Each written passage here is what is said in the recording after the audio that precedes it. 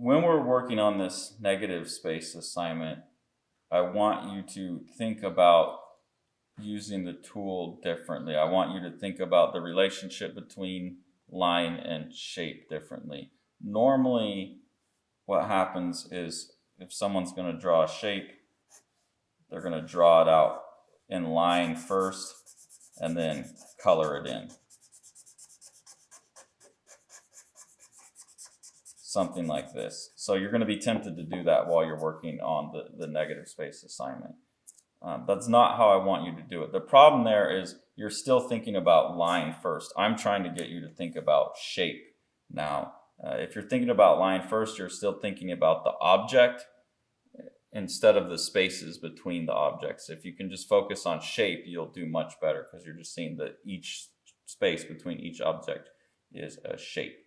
So instead, if I was going to do this, well, and here's a way to think about it. This that I just did, when I'm preferencing line, so I'll recreate that shape again.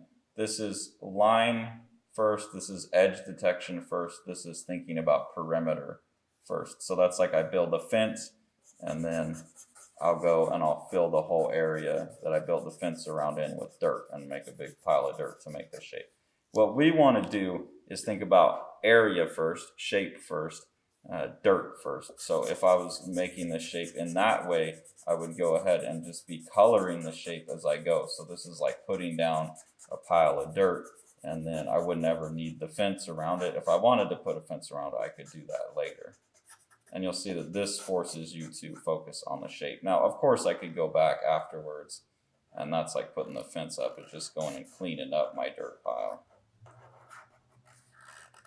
But that's how we want to be working with the Sharpie while we're working on negative space. So we focus on shape over perimeter and line, area over perimeter. The other thing that's nice about the Sharpie and these wedge tip Sharpies is if you start manipulating the angle of attack, you can get a number of shapes out of them without even having to color. They can fill shapes in. Or if I'm going to do a rectangle, I can just do that.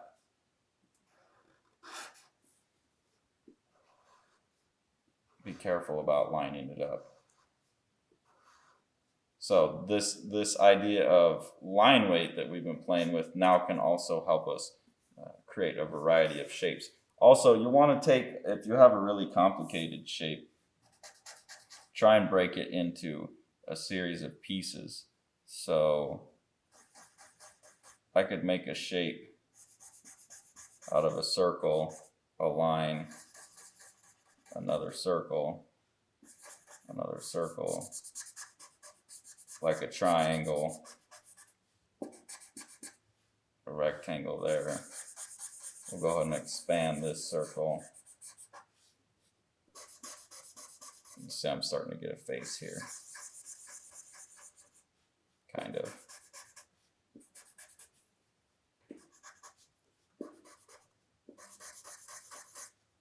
So it's easier to see each one of those simple shapes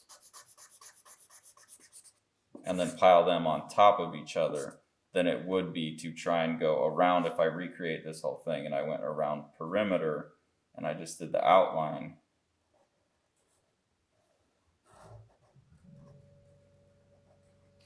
that's a much more difficult task in terms of tracking all of the structural relationships and proportional relationships between the part of the image.